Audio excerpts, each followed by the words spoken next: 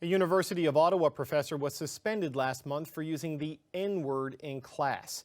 She says she was teaching a course on how groups reclaim terms that were once oppressive, and she used the N-word as an example. She has since apologized and is back at work. But the issue has gone beyond the classroom to Parliament Hill, where Bloc Québécois leader Yves-François Blanchet spoke today about the controversy, defending the right to use the word in an educational context. The CBC's David Thurton pressed Blanchet on why anyone needs to use it at all. Why is it so important to use the N-word, to say that word in the context of academic freedom? Some people would say that, yes, we have the freedom of speech in our country, and we have the freedom to say and to express certain words and certain opinions, but there's certain words and expressions that are just so foul that maybe we don't need to say them. Maybe there's a more respectful way of conveying the same information and the same sentiment without using such expressions. What do you want to say to those people?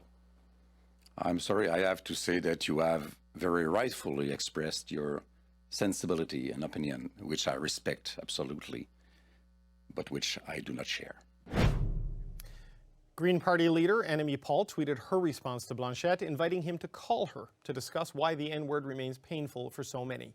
She joins me now from Toronto. Ms. Paul, welcome to the show. Thanks for having me. What did you think when you first heard the Bloc leader's comments today? Well, you know, I think that there's still a lot of education that has to happen in this country around our history, our legacy, the history surrounding a word like this, our continued struggle against systemic discrimination. And I thought that Monsieur Blanchet requires a little bit of remedial education himself.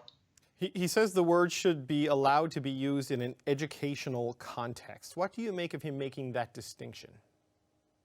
Well, with the greatest degree of respect, I think that David Thurton said it very well when he said, are there not reasonable ways that we can express the idea, that we can introduce the word into an academic conversation without resorting to the use of the full word itself? And I think that the answer is obvious, and the answer is, of course, there are. In a tweet that you sent out, you invited Mr. Blanchet to contact you so you can explain to him why the use of this term remains painful to many. Has he contacted you? Do you anticipate that he would contact you? I hope that he would, leader to leader of two federal parties. Both of us are responsible for representing faithfully the views, the opinions, the aspirations of people across Canada. And of course, there are many who would very strongly disagree with his view that this is an acceptable word to use, even within an academic context. And so if he wants to learn, if he wants to understand from someone who has had that word directed at them in in the form of an attack, then I would be very happy to do that. I'm very happy to educate wherever possible. What do you think you'd say to him if this conversation takes place? Well, just to say that this is not history. This is not a question of history or legacy. This is a word that is continuously used. Even now, it was a word that was leveled against me even during the leadership race just a few months ago. It's a word that has been weaponized against Black people throughout the diaspora.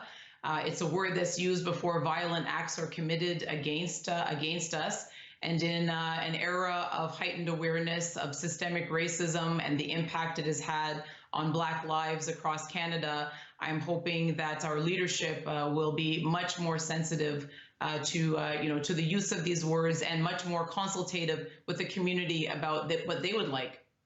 You know, this wasn't something that Mr. Blanchet was asked about and sort of forced to address. He called a news conference specifically to address this. What does that say to you? I did not know that, and that is surprising to me. I'm actually at a loss for words. I'm not entirely certain why Mr. Blanchet felt that Canada was waiting to hear his pronouncements on this. All I can say is that, again, he is misinformed.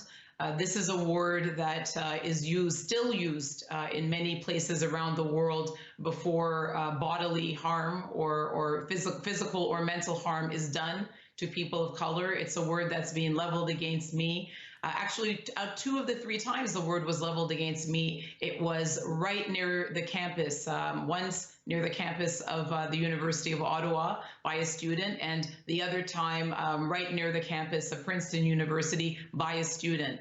And so, you know, these are very live words. They have an impact on people's lives. There is a history, but there's still the day-to-day impact that those of us who have that word used against us have to live with. And he should be much more sensitive and much more aware than his remarks reflect. It seems to some people that this should be obvious in the year 2020, that you just don't use this word in sort of any setting. What does it say to you that we're still having this discussion and we're having it, and Mr. Blanchette said he would never use this word himself. I do want to make that clear, but what does it say to you that we're still having a discussion in 2020 that it's appropriate in any setting, academic or otherwise? I think that it says that there's still work to be done and education to be done.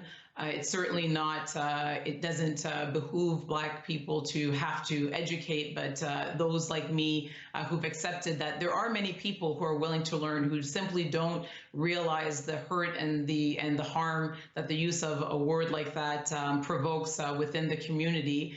You know, those people I'm always ready to talk to, and I'm always willing to have an exchange with. Anyone who refuses to hear and to learn, that's an entirely other matter. And I must say, I do find it extremely provocative that Mr. Blanchette called a press conference with respect to this. And respectfully, again, I must tell him he is absolutely incorrect. And I'd be happy to explain all the reasons why to him if he'd like to reach out. Okay. Ms. Paul, if he does reach out to you, please let us know. Thank you so much for your time tonight. I will. Thank you so much.